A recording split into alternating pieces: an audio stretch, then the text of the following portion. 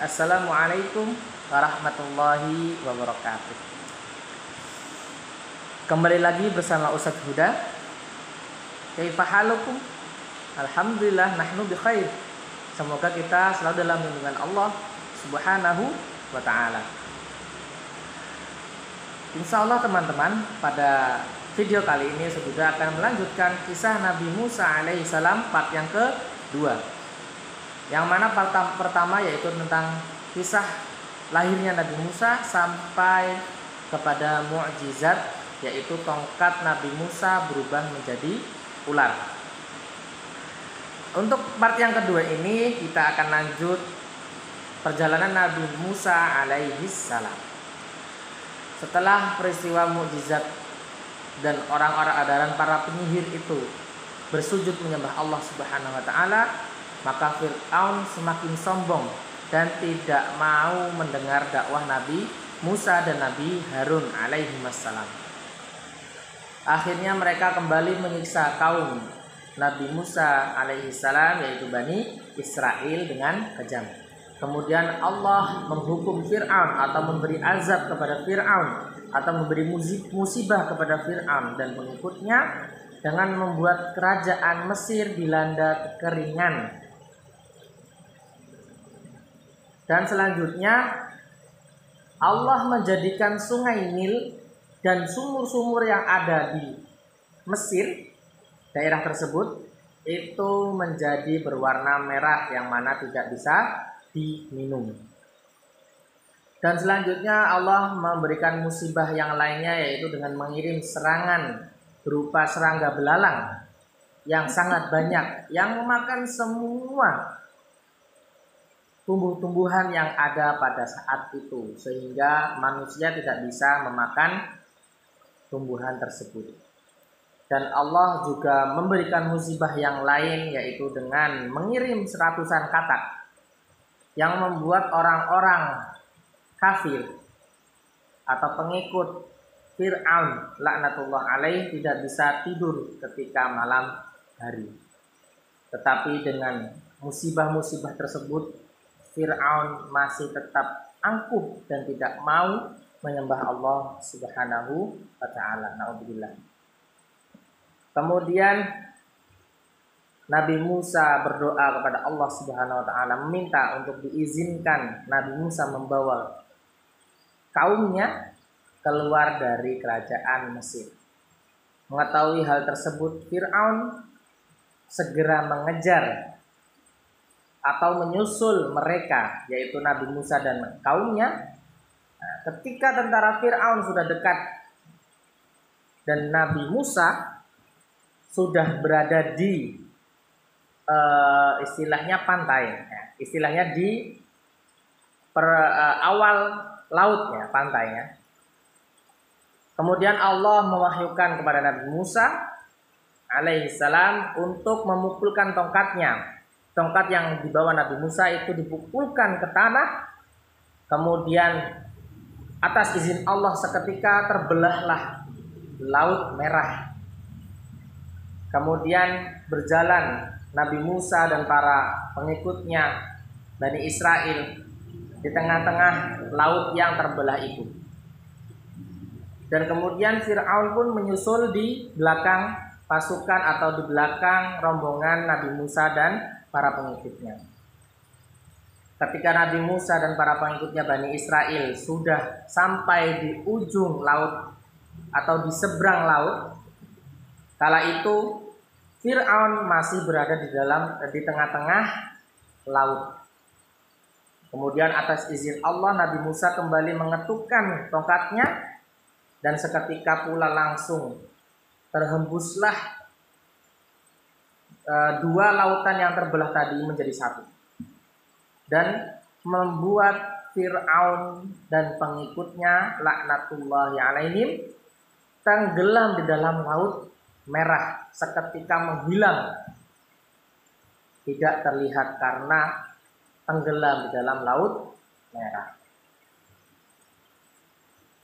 Kemudian setelah Fir'aun dan tentaranya tenggelam di dalam dasar laut, dalam keadaan tidak beriman. Kemudian Nabi Musa dan pengikutnya dari kaum Bani Israel hidup di luar kerajaan Mesir dengan tenang. Kemudian Nabi Musa dan pengikutnya dari Bani Israel itu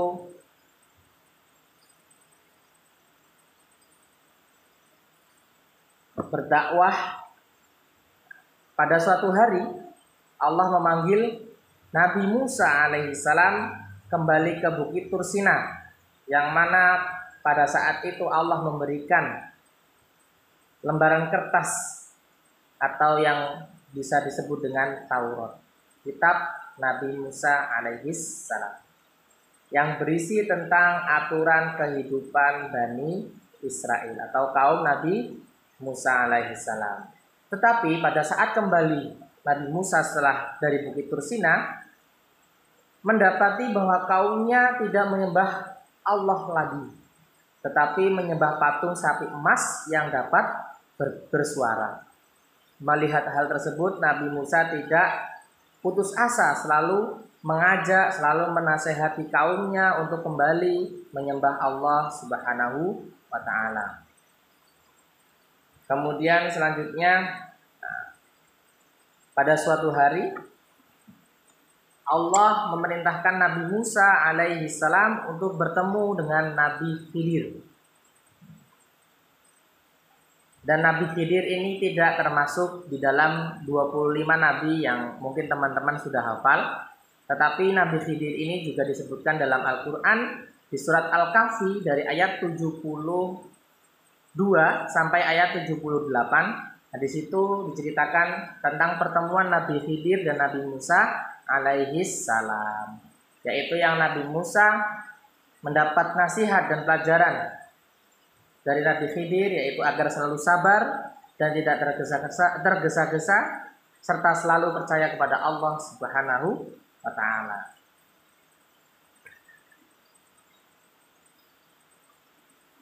Kemudian cerita lain yaitu tentang saudara Nabi Musa dan Nabi Harun alaihi wassalam, yaitu Qarun. Siapa yang tidak kenal dengan Qarun? Pasti teman-teman kenal semua ya. Qarun yang terkenal dengan kekayaannya yang sangat amat besar, dan bahkan hartanya itu tersimpan di dalam suatu gudang-gudang, di gudang-gudang yang mana kunci-kuncinya itu tidak hanya cukup satu orang yang membawa kunci tersebut, karena saking banyaknya. Disebutkan dalam Al-Quran, yaitu di dalam surat Qasas ayat 76 sampai 81. Di situ diceritakan tentang harta Qarun. Nah, tetapi Qarun merasa bahwa hartanya itu bukan dari Allah, tetapi karena akalnya, karena kepintarannya. Jadi bagi teman-teman, nah, ketika kita memiliki ilmu, ketika kita meyakini bahwa diri kita bisa, kita tidak boleh sombong. Semakin kita berilmu, semakin kita harus menunduk atau merendah. Ya, kita harus merendah, tidak boleh sombong. Jadi Qarun di sini dia itu sombong, bisa mendapatkan harta yang banyak karena kecerdasan yang ia miliki. Dan di sisi lain Qarun juga merendahkan Nabi Musa dan Nabi Musa dan Harun alaihi wassalam. Kemudian pada suatu hari Qarun keluar memamerkan harta-hartanya, yaitu dengan berkeliling kota dengan mengenakan atau memamerkan seluruh harta yang ia miliki. Karena Qarun terus menyombongkan diri dengan hartanya, maka Allah mengazab Qarun dengan membelah tanah yang ada di bawah Qarun ketika itu, dan seketika pula Qarun terjerumus ke dalam tanah tersebut. Kemudian tanah tersebut kembali menutup, dan semua harta bahkan Qarun tertelan di dalam bumi itu. Nah, dan ada banyak yang menginginkan harta Qarun, Sampai-sampai ada yang ketika orang sedang menggali tanah kemudian mendapatkan harta yang banyak, mereka mengira bahwa itu adalah harta Qarun, yang mana Allah telah memusnahkan Qarun beserta harta-hartanya ditelan oleh bumi. Kemudian di akhir cerita tentang Nabi Musa alaihissalam, sampai akhir hayatnya beliau selalu berdakwah kepada Allah Subhanahu, selalu berdakwah untuk menyembah kepada Allah Subhanahu wa ta'ala, dan selalu menasihati Bani Israel kaumnya untuk selalu taat kepada perintah Allah dan menjauhi larangan Allah. Tetapi sekali lagi Bani Israel selalu melanggar aturan Allah Subhanahu wa ta'ala. Semoga kita selalu dalam lindungan Allah, selalu bersyukur atas segala apa yang kita miliki, apa yang kita dapatkan. Semua itu karena Allah Subhanahu wa ta'ala. Dan ini adalah akhir dari cerita Nabi Musa alaihissalam. Semoga teman-teman bisa mengambil hikmah dari apa yang sudah Ustadz ceritakan dan apa yang teman-teman baca di dalam buku maupun Al-Quran, yang mana kita tidak boleh menyekutukan, tidak boleh bermaksiat kepada Allah Subhanahu wa ta'ala. Selalu patuh dengan apa yang diperintahkan Allah dan selalu menjauhi apa yang dilarang Allah Subhanahu wa ta'ala. Kemudian untuk tugas seperti biasa nanti akan muncul di akhir setelah sudah salam ya. Jazakumullah khair atas perhatian teman-teman. Jika Ustadz sudah ada maaf dalam jika Ustadz sudah ada salah dalam penyampaian, Ustadz juga minta maaf sebesar-besarnya. Akhirul kalam, wabillahi taufiq wal hidayah. Assalamualaikum warahmatullahi wabarakatuh.